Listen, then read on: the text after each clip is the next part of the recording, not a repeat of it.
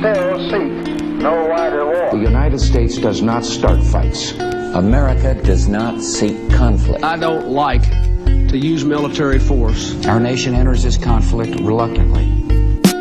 Everyone thought you were so beautiful, but little did we know you had us all fooled. I thought I knew you, but I didn't know you at all. The more I found out, the more I became appalled. The greatest misconception throughout history is the impression of a land based on liberty. Of course it's a deception, more like tyranny, oppressing people since the 1770s. In 76 they declared their independence. A bunch of unwanted European immigrants, misfits with mischief on their minds at all times. Native American genocide on all tribes. It didn't take long before they were long gone. They killed them all, from old people to newborns. They pillaged the villages and raped the women. The birth of America, this is just the beginning. We maintain our strength in order to deter and defend against aggression, to preserve freedom and peace. No one, friend or foe, should doubt our desire for peace. The United States wants peace. We seek peace. We strive for peace.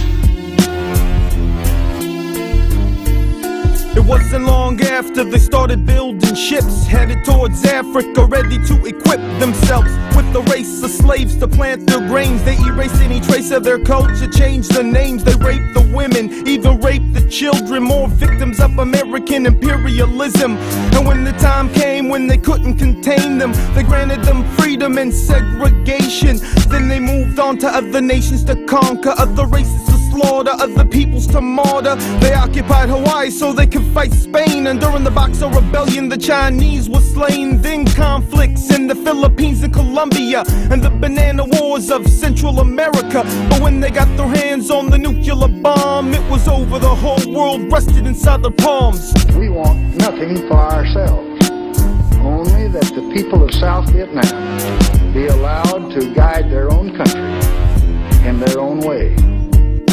The United States has been engaged in an effort to stop the advance of communism in Central America by doing what we do best, by supporting democracy.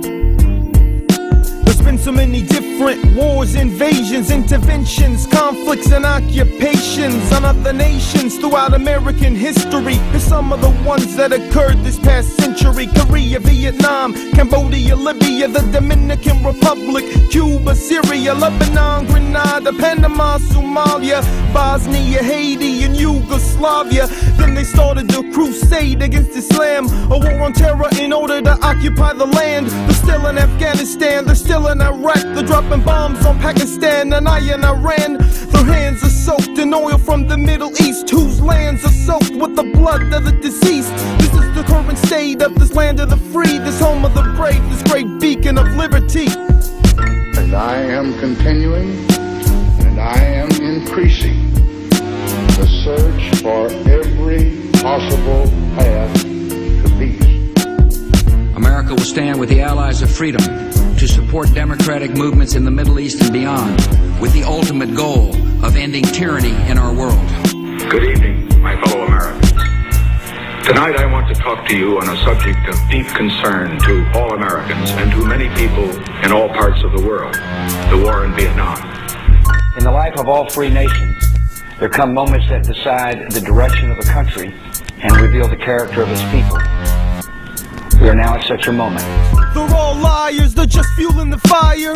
7 o'clock this evening, Eastern Time, air and naval forces of the United States launched a series of strikes against the headquarters, terrorist facilities,